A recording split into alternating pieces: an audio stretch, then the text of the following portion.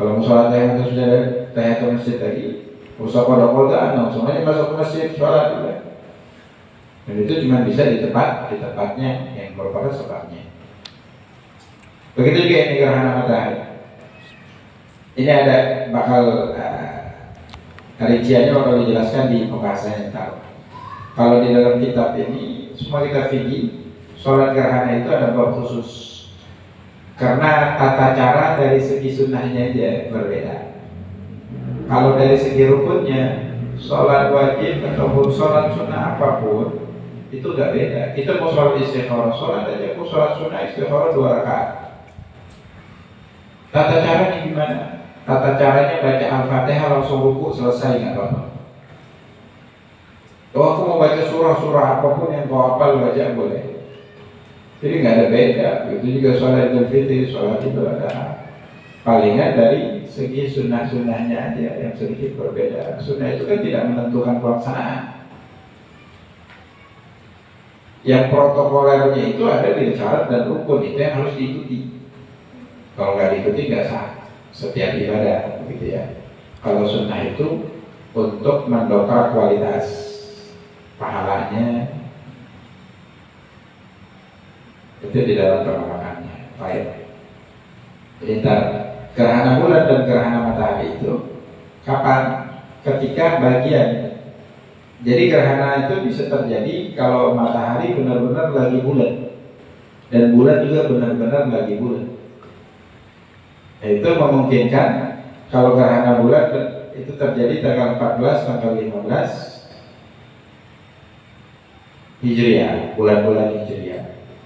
Jadi kalau penanggalan kita masih tanggal 13, kok terjadi gerhana? Terjadi gerhana ini menunjukkan penanggalan kita keliru. Berarti kita lambat 1 hari. Karena gerhana bisa tanggal 14, 15. Begitu juga gerhana matahari hanya bisa terjadi di penghujung bulan Hijriah, tanggal 28 atau 29 atau 30 atau 28. Ini bakal dijelasin ya di pembahasannya. Baik, kapan boleh enggak? Ketika matahari itu atau bulan bagian yang bercahayanya itu sudah mulai gelap. Kan matahari, lihat. Kalau sudah mulai gelap sebagian itu gerhana. Gerhana ini kadang total, kadang nggak total. Nggak mesti harus total baru sholat sunnah gerhana. Ntar kalau sudah gelap sedikit aja, itu udah bisa sholat. Selagi masih ada bagian yang gelap masih bisa sholat. Kalau belum sempat sholat, bagiannya sudah terang semua, alias gerhananya udah berlalu, nggak bisa sholat. Wajib. Nggak boleh kita sholat. Baik, begitu juga. Tidak gini, kalau berlalu sudah nggak bisa diqadha. Sholat yang mempunyai sebab kalau berlalu sebabnya maka tidak bisa diqadha. Haram kalau diqadha karena melaksanakan ibadah nggak sesuai konsep itu. Selanjutnya jenis yang ketiga dari jenis yang kedua ini sababun mutaakhir. Sholat sunnah yang sababnya mutaakhir. Kalau sabab mutaqaddim, sababnya ada dulu baru sholat. Kalau sababnya mutaakhir, dia sholat dulu baru sababnya datang belakangan. Cuma karena penyebab itulah kita sholat. Contohnya sholat istikharah. Istikharah itu artinya meminta pilihan. Meminta pilihan. Kita ada pilihan safar, contohnya safar itu bagusnya hari ini atau atau safar atau nggak safar, begitu pilihannya. Atau mau dagang ini atau dagang itu. Ada 2 opsi kita pengen. Kira-kira yang mana yang lebih menjanjikan dan menghasilkan dan kira-kira nggak kerepotan. Kalau pilihan kita sendiri, kita kan nggak tahu apa yang akan terjadi nanti. Kalau pilihannya dari zat yang telah menetapkan segala sesuatu, ya, insya Allah pilihan tersebut adalah yang terbaik. Kalaupun gagal, di ujung kegagalan itu Allah akan siapkan keberhasilan yang gemilang. Man khaba man istakhar.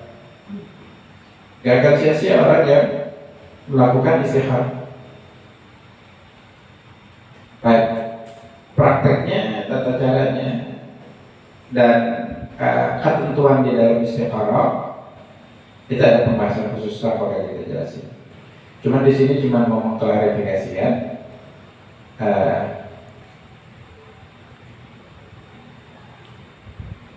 diurutkan jenis-jenis sholat sunnah ya. Jadi di sini sholat sababnya mutaakhir itu contohnya sholat sunnah istikharah. Karena kita melaksanakan sholat dulu, ntar tanda-tandanya berupa datang dalam mimpi atau Allah condongkan hati itu ke salah satu pilihan, itu adalah tanda-tanda yang Allah berikan bahwasanya pilihannya yang mana daripada yang kita pilih. Kalaupun nggak ada tanda-tanda yang muncul, kata ulama, apapun yang dilakukan setelah istikharah insya Allah itu yang terbaik. Itu yang terbaik. Walaupun kelihatan bohernya malahan gagal.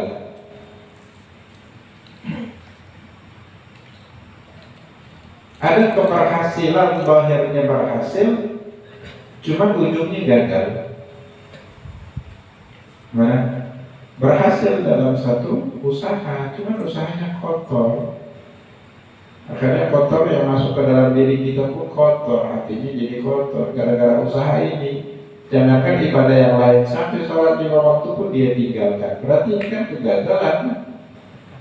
Hakikatnya gagal, bukan berhasil. Kalau dia mati dalam keadaan gak sholat, mati dalam keadaan subuh khatimah. Keberhasilan itu konteksnya di dalam kacamata agama, bukan di dalam hal-hal yang duniawi, yang ujungnya itu gak tahu mana sebenarnya. Baik.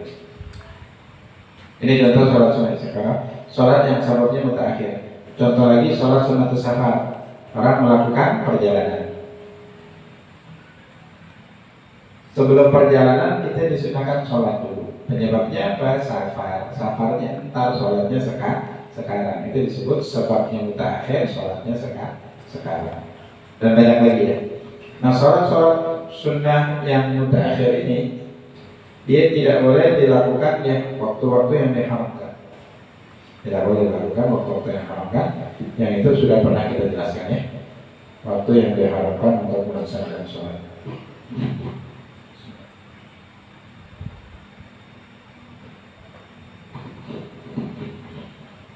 Ini jenis yang kedua, sholat yang mempunyai syarat. Yang ketiga adalah nafilatun mutlaqah, sholat sunnah yang mutlak. Mutlak ini dia gak punya waktu, gak punya syarat.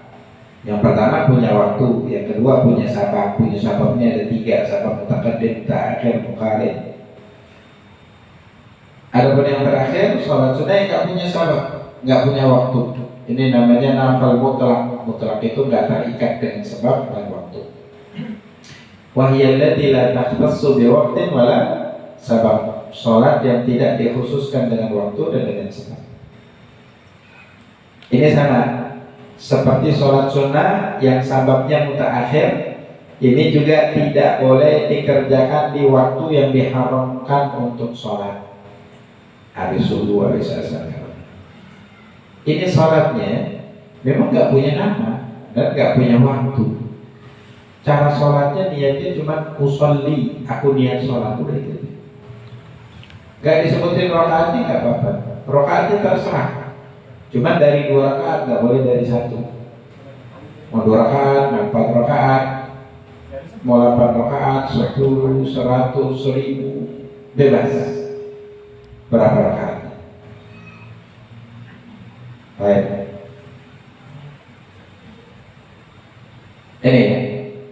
Ini 3 jenis sholat sunnah. Ada yang mempunyai waktu, ada yang mempunyai syarat, ada yang mutlak.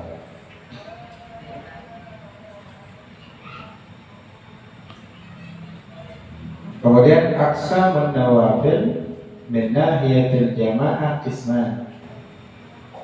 Adapun sholat sunnah dari segi jamaah itu ada 2 jenis. Ma yusannu fihal jamaah, sholat sunnah yang di dalamnya dianjurkan berjamaah. Ada yang tidak dianjurkan berjamaah.